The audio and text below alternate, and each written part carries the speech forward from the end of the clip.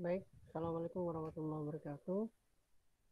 Kali ini kita mau bahas tentang pertemuan ke-6 dalam kebijakan luar negeri yang berbasis pada negara kecil dan daerah yang bisa melakukan kebijakan luar negeri.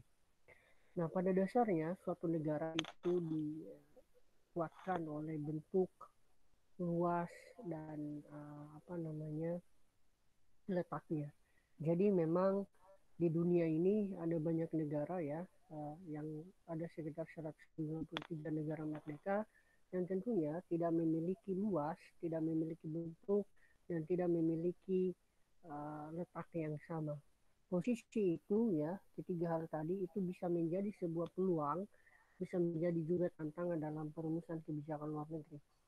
Artinya, negara-negara yang memiliki konsep ini itu aku harus memiliki semacam desain yang berbeda dengan negara lain agar mampu terus bertahan dalam perumusan kebijakan luar negerinya.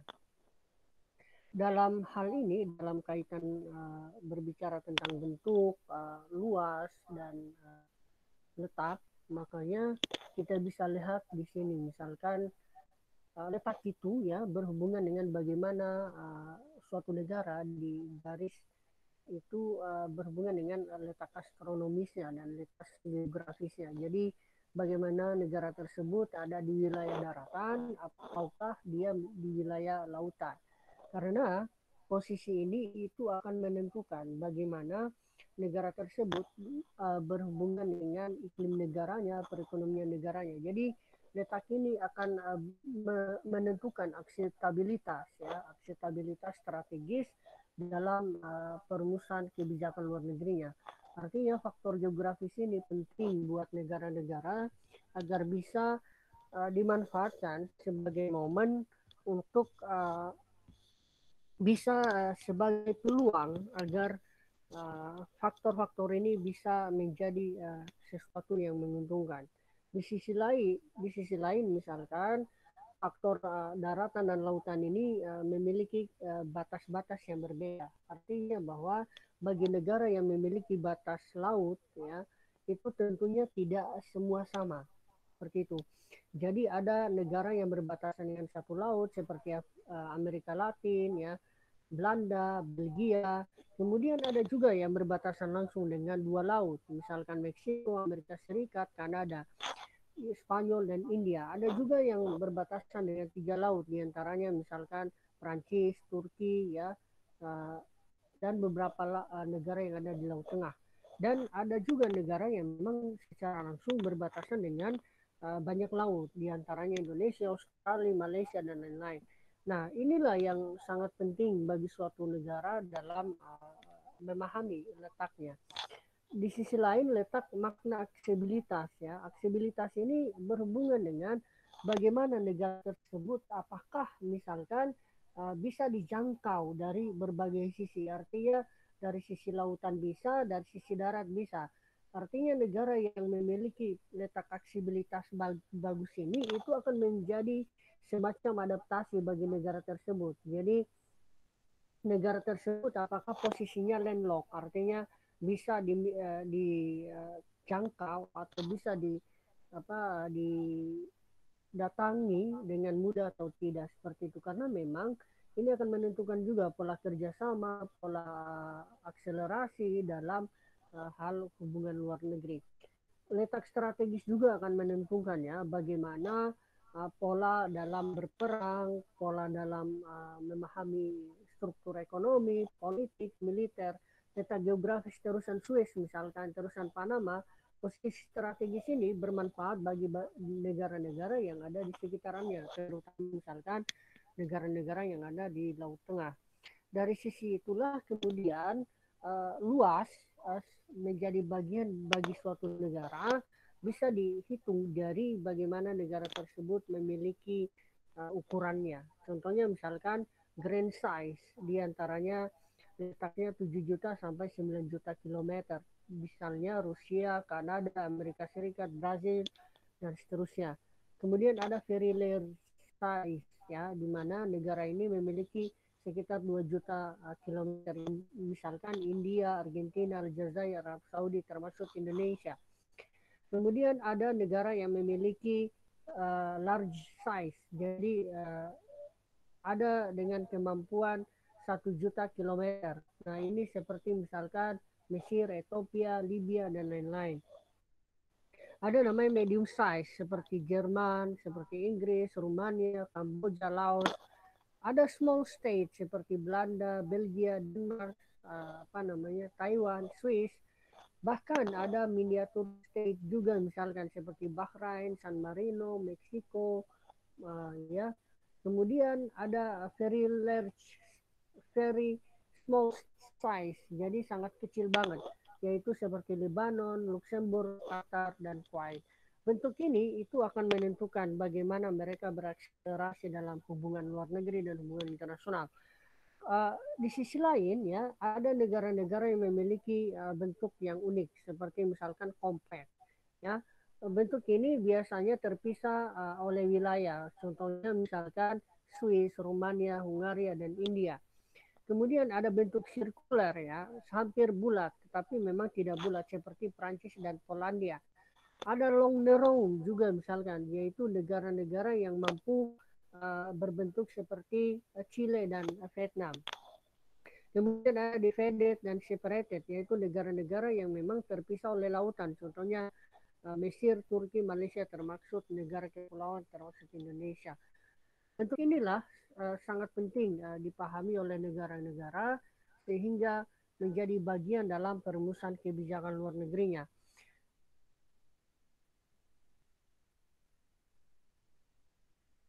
Dalam proses pengambilan kebijakan luar negeri, ya, tentunya ini sangat penting ketika kita lihat negara-negara yang ada di Karibia, Pasifik, ya, Samudra Hindia, Asia, Afrika.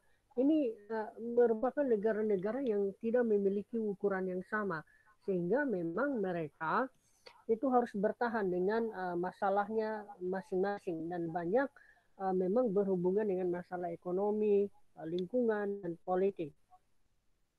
Negara-negara yang ada di misalkan di sepertiga anggota PBB hampir semuanya adalah negara kecil. Artinya bahwa kebijakan luar negeri mereka memang tetap mengejar tujuan masing-masing ya. Tetapi fokus negara-negara kecil ini lebih berbicara pada keamanan, kemakmuran, kesejahteraan ya. Tetapi konteks keamanan negara kecil ini tidak sama dengan negara besar, karena keamanan dalam konteks negara kecil bukan berperang tetapi bertahan dengan adanya lingkungan strategis yang selalu berhubungan dengan iklim seperti itu. Karakteristik yang memang mempengaruhi negara-negara kecil ini itu seperti sumber daya manusia, kemudian material yang terbatas, pendidikan ya, sehingga akan mempengaruhi proses-proses diplomatik ya, proses-proses negosiasi ketika ada di ruang-ruang mereka untuk mencapai kepentingan nasionalnya. Oleh sebab itu untuk mengukur ya negara ini dikatakan besar atau kecil, maka kita lihat dari segi kuantitatif dan kualitatif. Dari definisi kuantitatif, pada dasarnya ada 3 sudut pandang berdasarkan faktor demografis, geografis, dan ekonomis. Nah, secara lebih definisi kualitatif itu lebih berhubungan dengan asumsi pada hubungan ketidaksetaraan atau misalnya ini berhubungan dengan kesejahteraan, kemiskinan, dan lain-lain. Jadi memang kalau kuantitatif itu lebih berhubungan dengan angka-angka yang dihitung dari jumlah penduduknya, jumlah luas wilayahnya, dan jumlah kualitas ekonominya. Sedangkan dari sisi kualitatif, dilihat dari bagaimana negara tersebut sejahtera, dilihat bagaimana negara tersebut bisa transparan, negara tersebut bisa demokrasi, dan sebagainya. Nah, dari segi kuantitatif misalkan, negara yang memiliki 1,5 juta ya kilometer itu merupakan didapatkan 30 negara ya yang ada di wilayah persemakmuran. Negara-negara seperti Botswana, kemudian Namibia, Papua Nugini, ini menjadi bukti dengan luas seperti itu. Negara-negara kecil seperti ini biasanya memang ada dalam wilayah Commonwealth yang memang mereka bertarung berhubungan dengan isu lingkungan.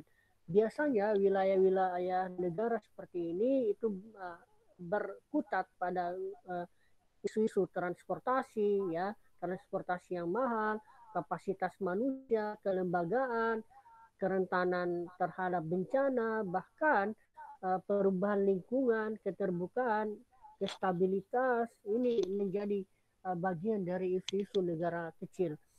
Bahkan mereka dalam upaya untuk menegakkan semacam kolaborasi di antara mereka, negara-negara kecil ini membentuk aliansi of small island stage. Kenapa ini penting? Karena biasanya suatu kebersamaan itu bisa diciptakan, bisa dilanjutkan kalau mereka memiliki kesamaan visi yang sama, memiliki kesamaan nasib yang sama, dan memiliki ketergantungan yang sama, sehingga identitas kolektif di antara mereka itu bisa saling bersinergi dan berkomunikasi.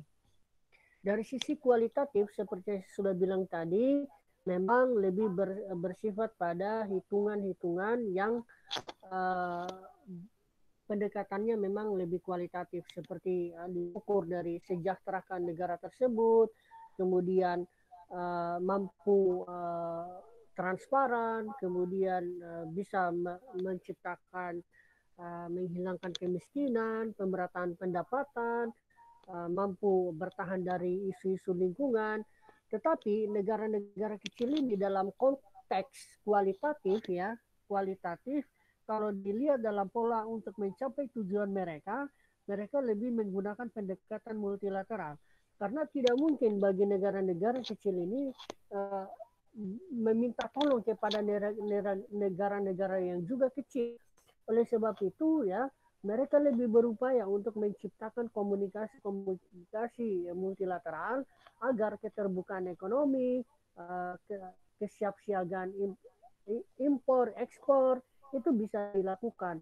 Pasokan ketergantungan, ya, ini bisa dimanfaatkan oleh mereka untuk memanfaatkan atau bertahan hidup dari negara-negara yang bisa membantu mereka. Kerjasama dengan negara-negara besar itu menjadi peluang bagi mereka agar bisa mampu bertahan. Karena memang tidak sangat mungkin berkolaborasi dengan yang memiliki nasib yang sama. Artinya kerjasama itu dibangun karena ada kepentingan yang lebih yang kita bisa dapatkan. Atau ada pemberian negara lain yang bisa memenuhi ketidakmilikian kita. Oleh sebab itu, dengan melakukan pola multilateral, dengan diplomasi negosiasi multilateral, menjadi peluang buat negara-negara kecil ini untuk bisa mendapatkan bantuan internasional, terutama donor-donor, baik organisasi internasional maupun negara-negara yang memang sudah mapan dalam konteks ekonomi, sosial, dan politik. Oleh sebab itu, ya, negara-negara kecil ini memang uh, sangat memiliki legitimasi karena memang dalam diplomasi multilateral itu walaupun mereka kecil tetap mereka memiliki satu suara yang sama, terutama ketika proses pengambilan keputusan yang ada di level multilateral.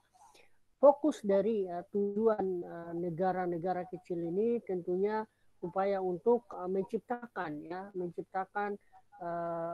ekonomi yang tangguh, ekonomi yang bisa bertahan, sehingga negara-negara kecil ini selalu berupaya untuk membangun komunikasi-komunikasi yang bisa dimanfaatkan oleh mereka secara multilateral.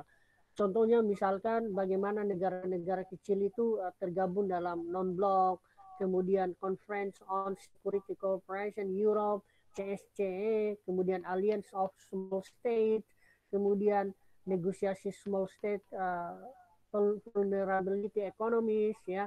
Ini merupakan kelompok-kelompok yang penting dikombinasikan oleh negara-negara kecil. Karena dengan melakukan asosiasi seperti ini, setidaknya mereka dapat menciptakan identitas yang sama, bisa menciptakan kesamaan nasib, saling ketergantungan, saling mengerti, saling memahami dalam uh, tantangan yang sama di era-era yang semakin kompleks ini. Nah, apa masalah yang sering dihadapi? Ya, seperti itu. Misalkan masalah pembangunan ekonomi, ya. Dalam masalah pembangunan ekonomi, tentunya ini berhubungan dengan negara kecil itu sendiri. Dalam pembangunan ekonomi ini tergantung pada bagaimana pola diplomasi ekonomi yang dilakukan oleh negara-negara kecil dalam menciptakan ekonomi yang bisa bermanfaat bagi masyarakatnya. Dalam konteks ekonomi bilateral maupun multilateral itu diupayakan negara-negara tersebut agar bisa terus bertahan ya dalam konteks negara kecil. Tetapi harus digarisbawahi bahwa ukuran negara kecil itu tidak menjadi patokan bahwa negara itu miskin seperti itu. Ada Qatar, ada Bahrain yang memang kecil tetapi justru mereka memiliki kemampuan ekonomi yang luar biasa. Ada Brunei Darussalam, kemudian Kuwait yang memang secara apa namanya secara luas letak memang sangat kecil, tetapi mereka mampu bertahan dengan ekonomi yang berbasis pada minyak misalkan. Basis sumber daya yang ada di Bahrain misalkan, Trinidad Tobago, ya lokasinya memang menguntungkan seperti Luxembourg ya. Nah faktor ketahanan ekonomi ya, ketahanan ekonomi dalam berupaya untuk menciptakan ketahanan ekonomi ini tentunya berbasis pada bagaimana negara-negara tersebut bisa menjaga hubungan baiknya dengan negara-negara yang ada di sekitarnya. Contohnya misalkan perkembangan teknologi diplomasi di Estonia ya, di mana sektor ekonomi pasar domestiknya itu di luar negeri. Bahkan ya ada negara Bung Leo ya dalam masalah ekonomi vulnerability ya dia sangat ekspansionis ya bahkan mampu menjadi indeks ketahanannya baik dan terus dipupuk agar bisa menjadi stabilitas ekonomi yang baik dalam menciptakan reformasi pasar dan pembangunan sosial seperti itu. Di sisi lain juga misalkan dalam konteks masalah keamanan, negara-negara yang memiliki luas letak yang kecil ini tentunya memiliki sumber daya dan material yang terbatas. Untuk itulah ya negara-negara yang memiliki uh, postur yang kecil ini dari segi keamanan tentunya akan sangat rentan, terutama keamanan bisa saja kalau ada ekspansionis maka negara satu kali serangan maka negara ini akan habis. Tetapi pada dasarnya negara kecil ini memang dalam konteks keamanan hampir sedikit ya yang mampu membangun kemampuan pertahanannya karena memang fokus dari negara-negara kecil ini itu bukan membangun pertahanan dan keamanan tetapi membangun kekuatan ekonomi yang besar karena negara kecil ini memang pada dasarnya jangankan mau berperang mereka pun akan sangat kesulitan untuk bertahan hidup ya terutama negara-negara yang ada di bagian Pasifik dan Afrika. Oleh sebab itu fokus ancaman keamanan ya di negara-negara kecil ini itu tidak akan berbicara tentang serangan atau perang dan konflik tetapi hanya berbicara tentang bagaimana negara itu bisa lolos dari ancaman-ancaman lingkungan dan lain-lain.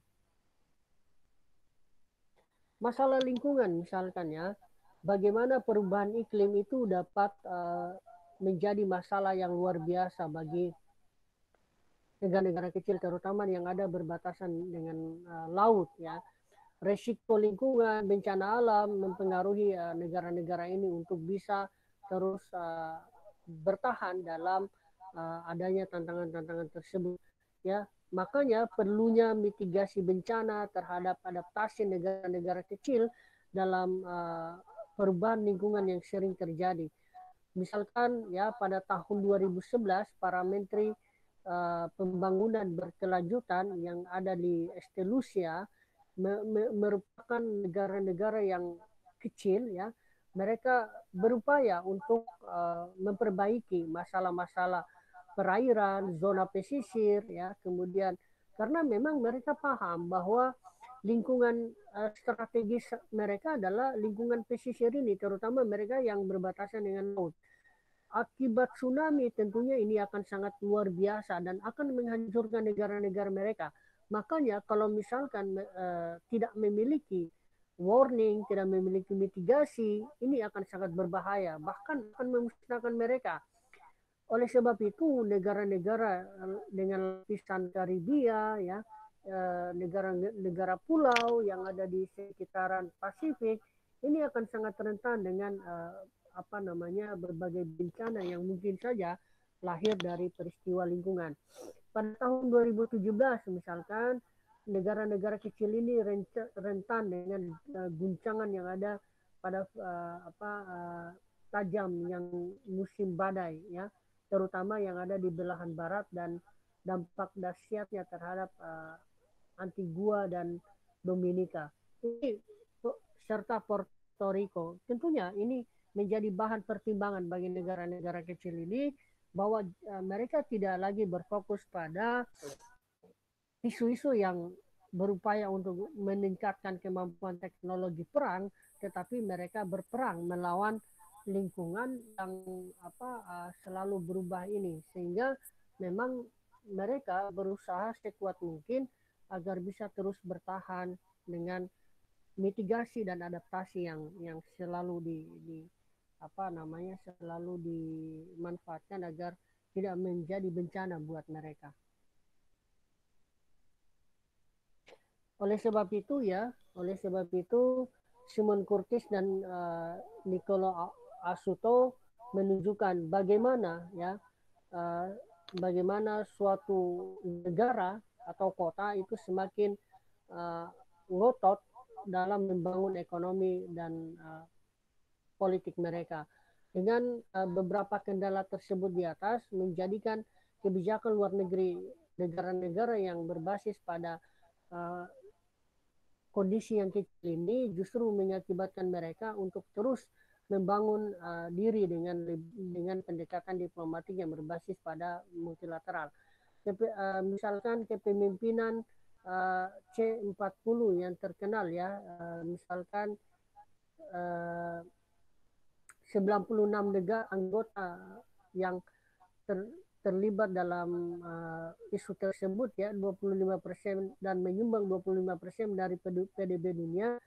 Mereka dalam diplomasi kotanya mencoba untuk menolak konvensi tersebut.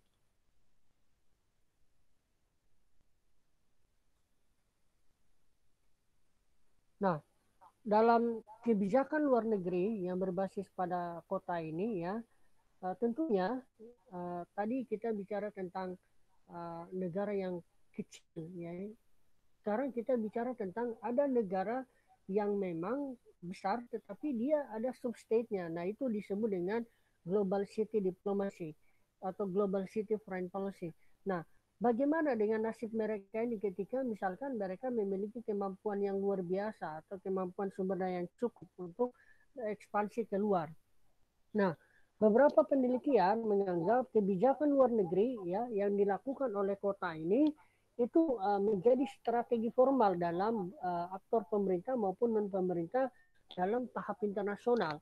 Artinya skala mereka itu sudah semakin meningkat karena kemampuan sumber daya, kemampuan ekonomi, teknologi itu di dalam era globalisasi kontemporer itu bisa menjadi peluang buat mereka untuk berakselerasi keluar untuk kepentingan nasional pula.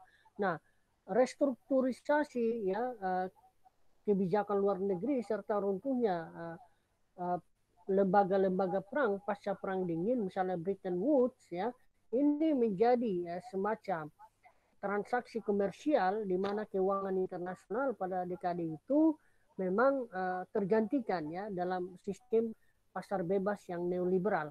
Konsekuensinya apa? Hal ini membuka peluang ekonomi baru bagi kota-kota yang memiliki lokasi strategis untuk melakukan hubungan luar negeri dan hubungan diplomatik dengan negara, bahkan organisasi, bahkan dengan kota lainnya yang ada di negara lain. Kita contohkan yang tadi misalkan C40 menjadi salah satu city kumpulan negara-negara kumpulan negara kota-kota kecil yang mereka memiliki kontribusi terhadap lingkungan, di mana mereka menyatakan sikap bahwa penolakan terhadap isu-isu lingkungan. Nah, lebih lanjut adalah ketika berbicara tentang peran kota dalam kebijakan luar negeri, konsensus Washington misalkan ya, konsensus Washington ternyata berdampak terhadap super changing pasar keuangan global, di mana ya produksi pasar dan kerjasama pada saat itu membuat ya perkembangan ekonomi semakin besar. Bahkan hubungan perusahaan multinasional itu semakin terakselerasi. Apalagi misalkan di era globalisasi dan di era digital ini ya munculnya teknologi yang luar biasa, sehingga ada peluang memfasilitasi aktor-aktor hubungan luar negeri termasuk kota-kota ini untuk terlibat dalam perumusan kebijakan luar negeri. Perusahaan swasta yang ada dalam konteks bisnis yang ada di kota-kota seperti New York, kemudian Hong Kong, London, dan beberapa kota lain itu turut berkontribusi dalam perumusan kebijakan luar negeri.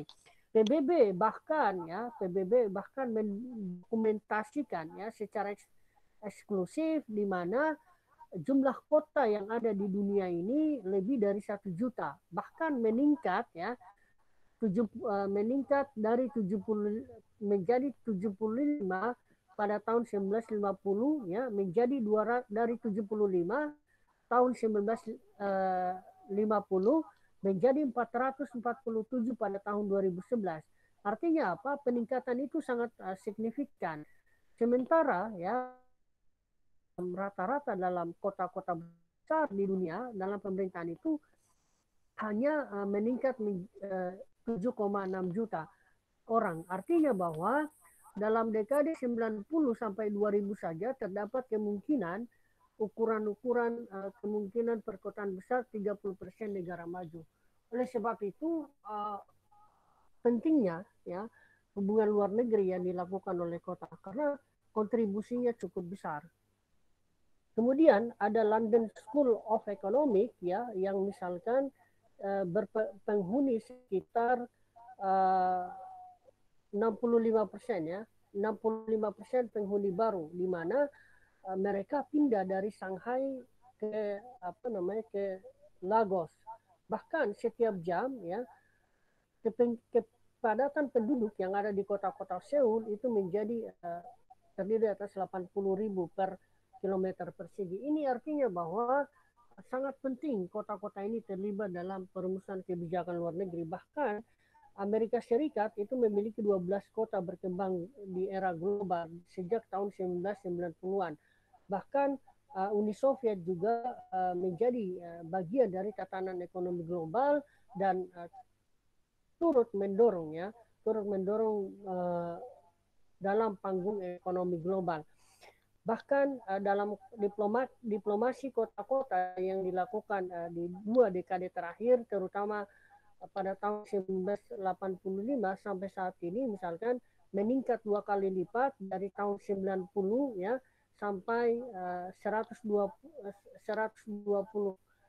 sampai 1999 ya. Artinya bahwa pada tahun 2000-an ya terdapat 200 kota yang terlibat dalam hubungan luar negeri terutama tahun 2009. Artinya signifikansi ya dewasa ini keterlibatan kota itu bisa terus meningkat. Bahkan di era dewasa ini keterlibatan kota dalam isu-isu internasional itu bisa mencapai 250 sampai 300 kota. Nah, di sisi lainnya juga misalkan tahun 1990 ya, khususnya hubungan internasional yang menyaksikan munculnya upaya-upaya internasional dalam Dewan Internasional untuk isu lingkungan misalkan, ini kota juga turut terlibat di mana isu-isu berkelanjutan ya menjadi fondasi dalam kebijakan luar negeri yang dilakukan oleh kota-kota. KTT Rio de Janeiro tahun 1992 dan dengan agenda 21 ya, 5 dan bahkan ini menjadi ya dipercepat pada tahun 2 tahun terakhir munculnya adegan di mana C40 ya yang merupakan gabungan dari beberapa kota di Indonesia di dunia terlibat dalam isu tersebut. Artinya negara kota-kota yang ada di tahun 2005 ini memiliki semacam tempat utama dalam pengambilan kebijakan luar negeri atau tergabung dalam UCLC, di mana UCLC ini menjadi gabungan dari United City and Local Government atau didirikan pada tahun 2004 dan memainkan peran kunci dalam kinerja PBB. Nah, inilah inisiatif-inisiatif bagaimana negara-negara itu yang memiliki substate juga terlibat dalam kebijakan luar negeri, terutama yang berbasis pada isu-isu lingkungan, isu-isu transportasi, isu-isu transnasional, LSM, dan lain-lain. Nah, tentunya ini sangat penting ketika misalkan kepemimpinan wali kota New York ya Michael Bloomberg, ketika pada saat itu dia jabatannya 2010 sampai 2013 sebagai kota C40 Climate Leadership. Dan singkatnya adalah ketika dia memimpin kota pada saat itu, dia mampu melobi ya hubungan internasional di mana dia mampu merencanakan bekerja sama dengan beberapa negara yang menghubungkan secara internasional, bahkan mampu bernegosiasi dan berkolaborasi dengan dunia swasta dalam konteks multilateral dalam agenda isu-isu penting dalam organisasi tatanan global seperti iklim, migrasi, kesehatan, dan isu lainnya. UCLC, UCLG, dan C40 misalkan baru-baru ini mengadaptasi Urban 20 dalam KTT G20 2018. Ini merupakan bagian penting dalam konteks bagaimana daerah terlibat dalam suatu hubungan internasional. Artinya bahwa UCLG C40 ya menjadi bagian bagaimana negara-negara yang memiliki substate terlibat dalam berbagai kegiatan agenda internasional.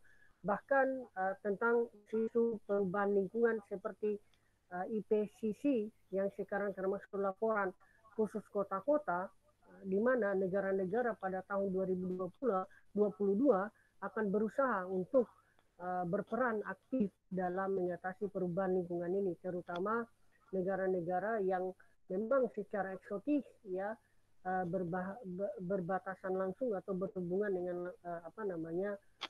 lingkungan ini sebagai isu yang sangat strategis. Oleh sebab itu keterlibatan C40, keterlibatan UCLG ini menjadi bukti bahwa ada sekitar 14.000 tindakan yang dilakukan oleh kota-kota dalam beberapa tahun terakhir ini untuk bisa bertahan dalam isu-isu lingkungan. Artinya para kota-kota ini berusaha sekuat mungkin untuk menjadi bagian dalam proses pengambilan keputusan.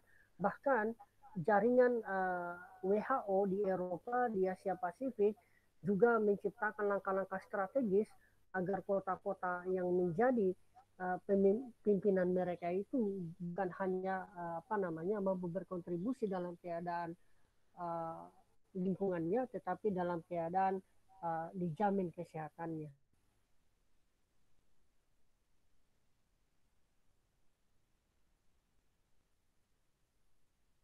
lebih lanjut, ya, ada jaringan juga, misalkan jaringan SCL, ya, SCI, yang dimana mereka juga terlibat dalam isu-isu global, ya, terutama yang berhubungan dengan strategi kemakmuran dan kemampuan aliansi. Jaringan kota-kota ini tentunya akan sangat bermanfaat dalam hubungan internasional. Kolaborasi mereka dengan PBB, Bank Dunia, Uni Eropa, bahkan organisasi lain akan menentukan bagaimana jaringan-jaringan UCLG, C40 ini bisa mampu bertahan dengan kolaborasi dengan negara. Bahkan konferensi global tentang partner INC juga merupakan bukti bagaimana jenis diplomasi kota ini sangat bermanfaat, ya, dalam mewacanakan, dalam praktik dominan dalam dunia liberalisasi ekonomi. Artinya, ya, dalam konteks diplomasi kota ini, ya, konfigurasi politik itu sudah sangat berubah. Artinya kota turut terlibat memanfaatkan momen sesuai legitimasi masing-masing negara agar bisa terus berkontribusi dalam ekonomi dan politik.